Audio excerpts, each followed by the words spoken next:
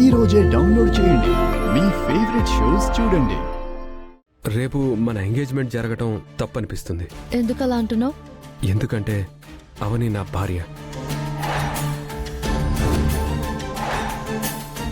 ఘట్టమనేని వంశపు చిన్న కోడలు.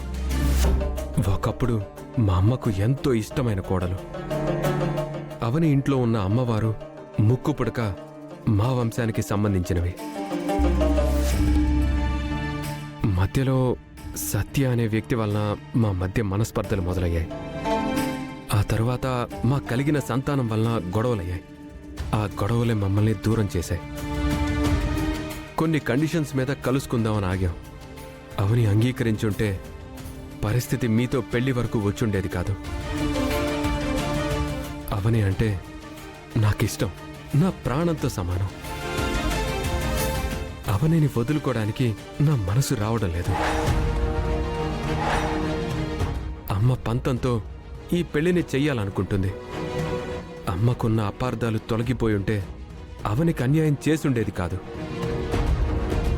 రేపు గుడిలో ఈ విషయం చెప్తే నిర్ణయం తీసుకోవడానికి మీకు సమయం ఉండదు. అందుకే ఇప్పుడు చెప్పాను. మీరు మీ పేరెంట్స్తో మాట్లాడుకుని మంచి నిర్ణయం తీసుకోండి. ఇదే జరిగింది.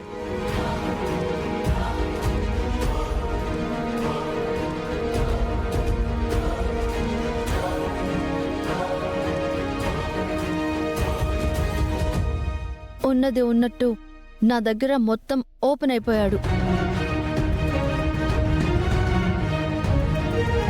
ఏ శౌర్య, అమ్మ కాపురాన్ని నేను నిలబెట్టలేనని అనుకున్నావు కదా. ఇప్పుడు మాయా గారి పేరెంట్స్ నిర్ణయం మార్చుకుంటారు చూడు. ఈ విషయం మా దగ్గర ఎందుకు చెప్పలేదు మాయా? రాత్రి చెప్పుంటే ఈ నిశ్చితార్థం క్యాన్సిల్ చేసుకుని ఉండేవాళ్ళం కదా. ఇటువంటి సంబంధం మనకెందుకమ్మా? అవసరం లేదు. ఈ నిశ్చితార్థం క్యాన్సిల్ చేసుకుందాం.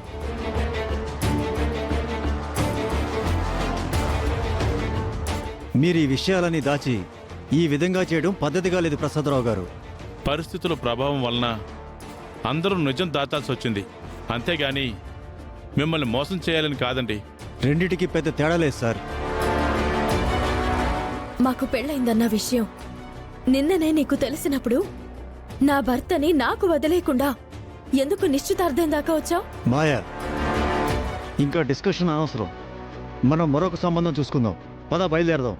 ఆగండి డాడ్.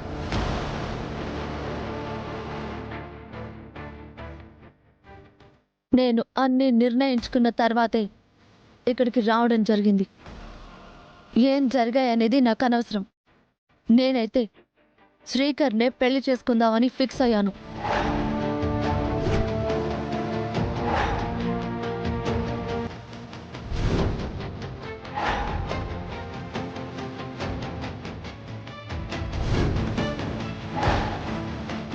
ఎందుకు బేబీ, నీకంత కర్మేంటి? మీరు కాసేపు ఏం మాట్లాడకండి. ఇప్పటికీ నా భర్తని నువ్వెలా కోరుకుంటున్నావు? శ్రీకర్ నా దగ్గరకు వచ్చి చెప్పడంలో తన నిజాయితీ నాకు కనిపించింది.